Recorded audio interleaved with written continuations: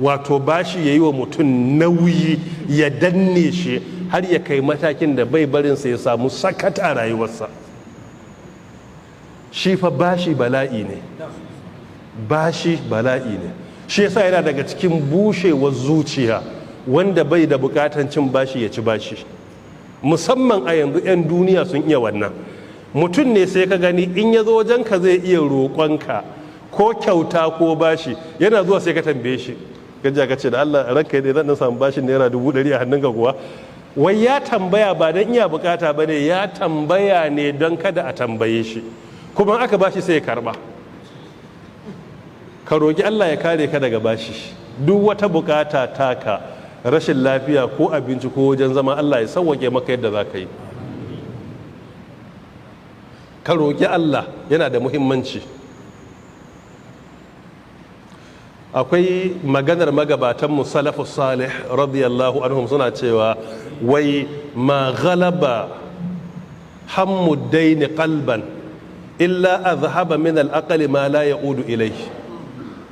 Ma'anar shine bashi, damuwar bashi ba ta danna mutum da hana shi sakat, face dalilin wannan damuwar ta tafi da wani hankalinsa wanda wannan hankalin ba zai dawo ba ko da ya biya bashin. Bashi takan sa mutum wani psychological trauma da yakan kai matakin da ko da mutum ya biya, in ba ya yi sa'a ba wannan hankalinsa da ya tabu, hankalinsa da ya tafi ko dan wani certain percentage zai wahala ya dawo masa. Mu roƙi Allah ya kare mu daga bashi.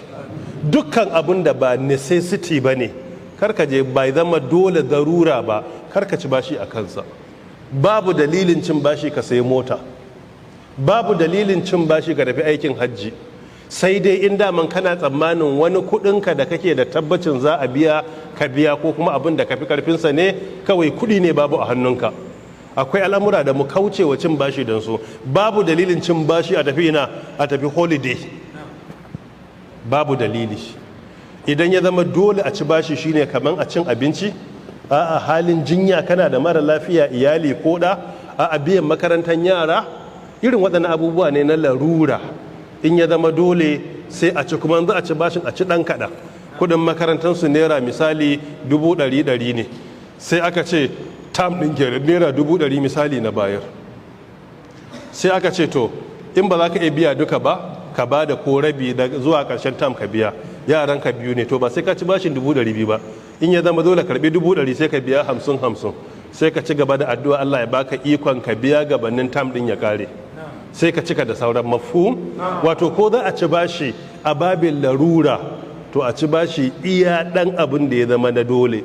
Amma duk abin da ke luxury ne, kawai jin daɗin duniya ne da sharholiya, to mu kauce wa bashi. Tun da bashi ya kai matakin da fiyayyen Allah sallallahu yakan ƙi yin sallah akan gawa dalilin ana binta bashi. Kusan hadisai 11 ke ishara ga wannan. Gawa za a kawo ana bin bashi, sai ce nan, sai ce to kumar sallah na hakura, ni ba zan yi ba. Ai ka san maganar babba ce.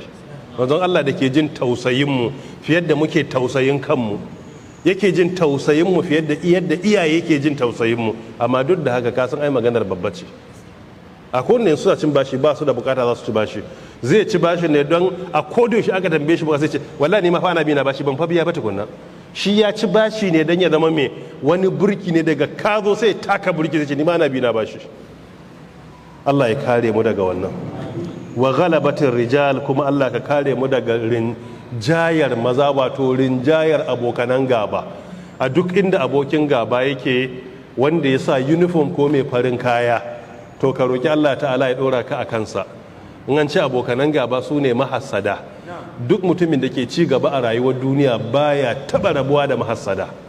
Shi yasa kar ka taba roƙon Allah ka ce Allah ka raba ni da mahassada. In kai wannan, to kana so Allah ya mai da kai babu ne kenan, ka zama so ko ka zama sha.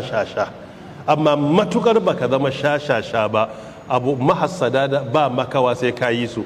Ka roƙi Allah in ya kawo su to ya turmutsa su. In ya turmutse maka su shikenan.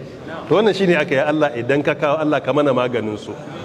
To sai kaga suna cikin bakin ciki, amma kai kana ta ci gaba a rayuwa. To kullum addu'arka kada Allah ya raba ka da masada, in ma ya kawo ya maka